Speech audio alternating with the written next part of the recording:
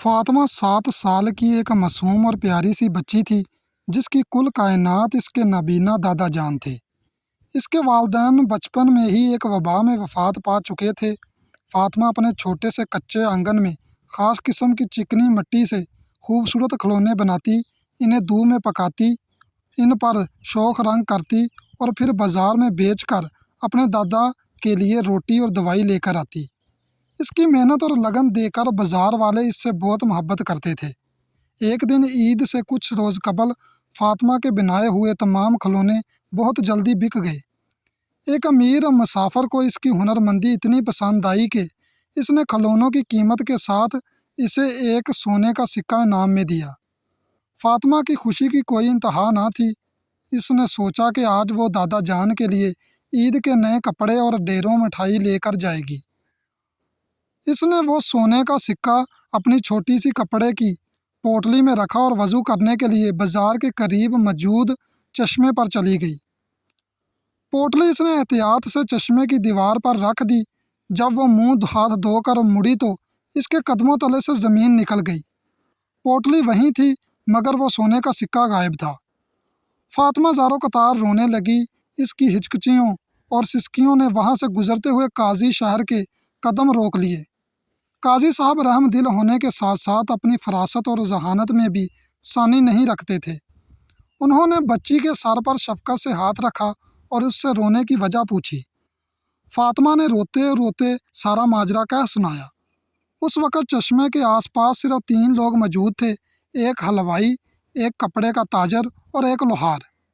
تینوں نے سکہ چرانے سے سختی سے انکار کر دیا۔ تینوں معزز اور کھاتے پیتے لگ رہے تھے اور بغیر رشوت کے کسی کی تلاشی لینا ان کی توہین ہو سکتی تھی۔ لوگ جمع ہو چکے تھے اور سب کی نظریں قاضی صاحب پر تھی کہ دیکھیں وہ کیا فیصلہ کرتے ہیں۔ قاضی صاحب نے ایک لمحے کے لیے کچھ سوچا، پھر مسکرائے اور اپنے ایک پیادے کو کچھ لانے کا حکم دیا۔ چند ہی لمحوں بعد پیادہ شیشے کا ایک بڑا پیالہ اور گرم پانی لے آیا۔ قاضی صاحب نے پیالے میں گرم پانی ڈالا اور ان تینوں مشکوک افراد سے کہا، تم تینوں باری باری اپنے دونوں ہاتھ اس گرم پانی کے پیالے میں ڈبو کر باہر نکالو۔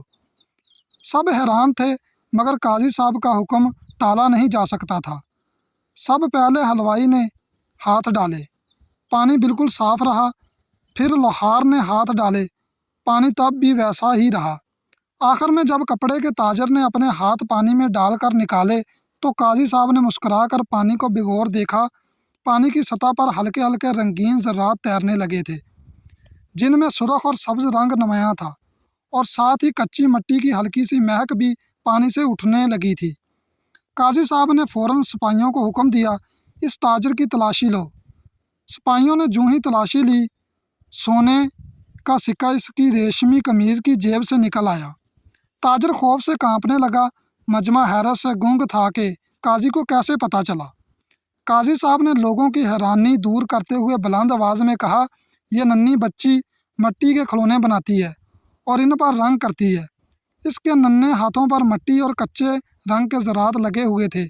جب اس نے سکہ پکڑا تو وہ رنگ سکے پر بھی لگ گیا، اور جب اس لالچی تاجر نے سکہ چرایا تو وہ شوخ رنگ اس کے ہاتھوں پر منتقل ہو گیا۔ گرم پانی نے اس چور کے ہاتھوں سے وہ رنگ دھو کر اس کا سارا راز فاش کر دیا۔ لوگ قاضی کی بے مثال ذہانت پر دنگ رہ گئے اور داد دینے لگے۔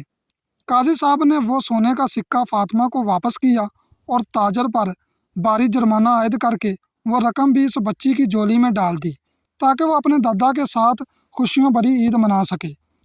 فاطمہ اپنے آنسو پوچھتی ہوئی، مسکراتی اور دعائیں دیتی ہوئی اپنے گھر کی طرف دوڑ پڑی، اس یقین کے ساتھ کہ سچے اور محنتی انسان کا اللہ ہمیشہ حامی و ناصر ہوتا ہے۔ پیارے دوستو، اگر آپ ایسی ہی مزید خوبصورت کہانیاں سننا چاہتے ہیں تو ہمارے چینل کو ضرور سبسکرائب کریں اور بیل کے آئیکن کو ضرور دبا دیں تاکہ ایسی ہی مزید کہانیاں آپ تک بآسانی پہنچ سکیں۔